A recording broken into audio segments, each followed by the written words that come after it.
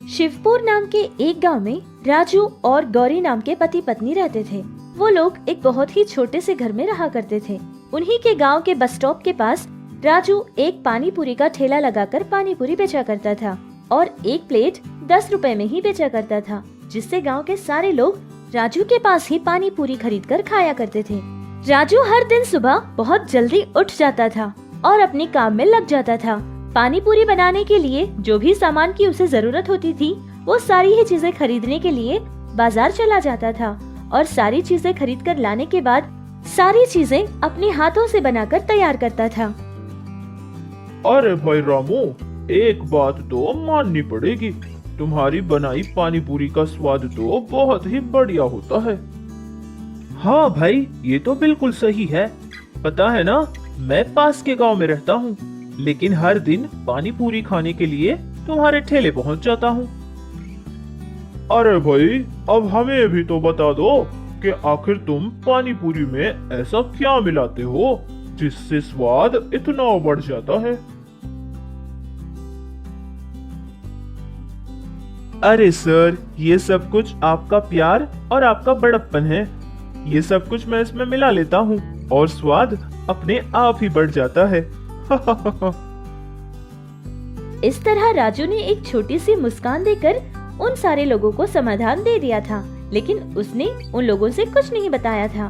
पानी पूरी में जो भी मसाले डाला करते थे, वो सारी ही चीजें राजू अपने हाथों से बनाया करता था।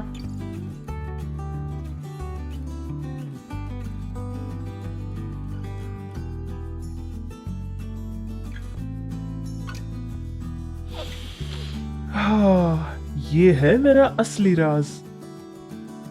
राजू जो भी चीजें पानी पूरी के लिए इस्तेमाल करता था, वो सारी ही चीजें खुद अपनी हाथों से बनाता था। आटा भी खुद वही गूंथता था और सारी चीजें खुद अपने हाथों से बनाकर तैयार करता था। और शायद इसीलिए राजू की बेची पानी पूरी में इतना स्वाद हुआ करता था। एक दिन राजू को अपने किसी बंधु की शादी में जाना पड़ा और वो फिर उसकी पत्नी दोनों मिलकर बस स्टॉप के पास चले जाते हैं और बस का इंतजार करते हैं।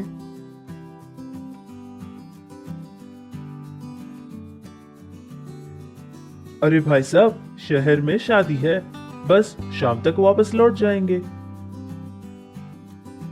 राजू और गौरी शहर पहुंच जाते हैं और वहां शादी भी बहुत ही धूमधाम से हो जाती है। सुनिए जी, इतने दूर तो हम आ गए हैं ना शहर में, तो थोड़ी देर के लिए शहर घुमाकर दिखाइए ना मुझे। अच्छा अच्छा, ठीक है। फिर दोनों पति पत्नी मिलकर एक बहुत बड़े शॉपिंग मॉल में चले जाते हैं। वहाँ उनको एक बहुत ही सुंदर सा चाट भंडार नजर आता है। वो दोनों वहाँ चले जाते हैं। हे भगवान, इतना घूम घूम के मैं तो थक ही गई हूँ। मुझे बहुत भूख लगी है, खाने के लिए कुछ ला दीजिए ना। राजू और गौरी दोनों ही पानी पूरी खाने के लिए बैठ जाते हैं। रुको, जरा मैं भी तो देखूं कि यहाँ का पानी पूरी का स्वाद कैसा है। पानी पूरी ऑर्डर करने के बाद कुछ ही देर में वहाँ एक वेटर आकर उनको पानी पूरी दे देता है। थू थू, ये क्या है? थू थू, ये क्या है? इतनी गंदी पानी पूरी, ये कैसी पानी पूरी है यार? कितने पैसे हो गए? 30 रुपए की है भैया। क्या? 30 रुपए? राजू के इस तरह अचानक ही चिल्लाने की वजह से वहाँ के सारे ही लोग उनकी तरफ देखने लगते हैं। फिर रामू शर्मिंदा होकर अपनी जेब से पैसे निकालकर उनको दे देता है और दोनों पति पत्नी मिलकर वापस अपने गांव के लिए निकल जाते हैं।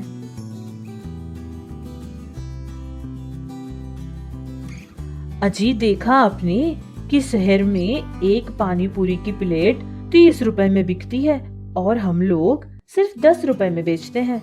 आज के बाद हम भी ना दाम बढ़ा देंगे, 20 रुपए में बेचेंगे, तब जाकर हमारे होने वाले बच्चों का भविष्य भी अच्छा हो जाएगा ना।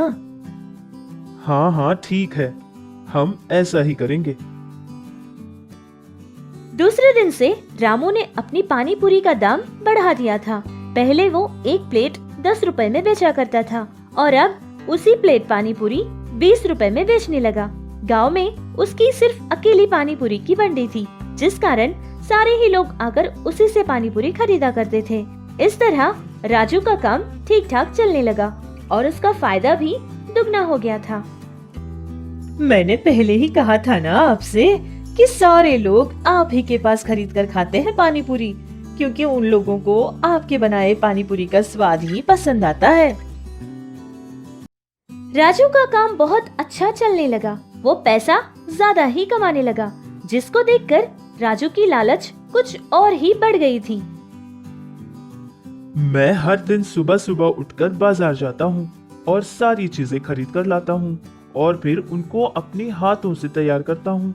ये सब करने में मुझे मेहनत भी लगती है और पैसा भी ज्यादा खर्च होता है। अगर मैं शहर से ये सब चाट पाउडर वगैरह खरीद कर लाऊंगा तो बहुत कम पैसा खर्च होगा और बहुत ज्यादा पैसा लाभ भी मिलेगा।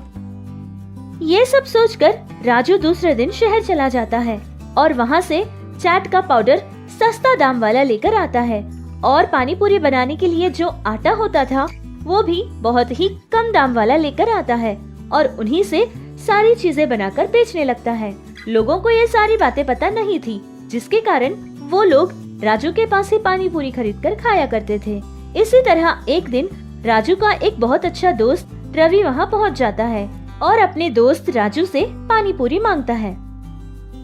थू थू, यार राजू, ये पानी पूरी का स्वाद इतना बदला हुआ क्यों है और तू पानी पूरी इतने ज्यादा दाम में क्यों बेच रहा है?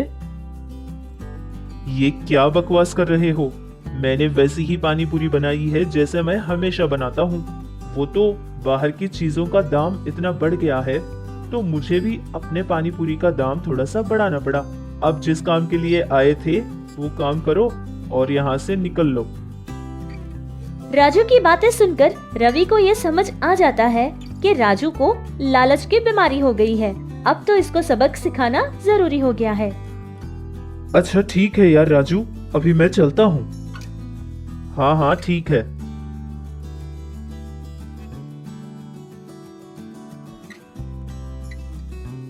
रोज की तरह राजू दूसरे दिन अपने पानी पूरी के ठेले के पास चला जाता है। वहाँ जाने के बाद देखता है कि उसके ठेले के पास ही एक और पानी पूरी का ठेला लगाया हुआ था। पानी पूरी भैया, पानी पूरी बहुत ही स्वादिष्ट पानी पूरी है और सिर्फ 10 रुपए में प्लेट है। पहली बार उन गांव वालों ने पानी पूरी का नया ठेला देखा था, जिससे सारे लोग वहां चले जाया करते थे। अरे यार, वहाँ देखो, एक नए पानी पूरी का ठेला लगा है। अरे हाँ यार, चलकर देखते हैं कि वहाँ कितने स्वादिष्ट पानी पूरी मिलती है और दाम भी बहुत कम है। ये सब देखकर राजू बहुत दुखी हो जाता है और अपने काम को लेकर बहुत ही चिंतित हो जाता है। उसी समय राजू के पास उसका वो दोस्त आ जाता है। देखा तूने राजू, जब सब कुछ तू अपने हाथों से बनाता था तेरा काम बहुत अच्छा चलता था। देखा तूने आज तेरी हालत क्या हो गई है। अभी भी कुछ नहीं बिगड़ा है।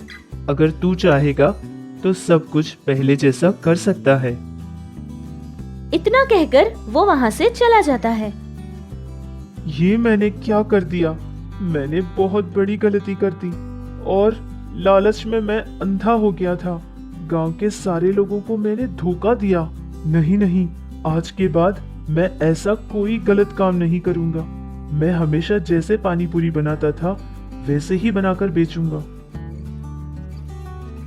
और फिर जैसे रामू पहले बेचा करता था, ठीक वैसे ही सब कुछ अपने हाथों से बनाकर बेचा करता था। सुबह सुबह जाकर बाजार से सारी चीजें खरीद कर लाता और फिर खुद अपने हाथों से ही सारी चीजें बनाकर बेचा करता था। और हमेशा की तरह गांव के सारे लोग दोबारा राजू के पास से पानी पूरी खरीद कर खाने लगे। इस तरह राजू अपनी जिंदगी में खुश होकर जीने लगा।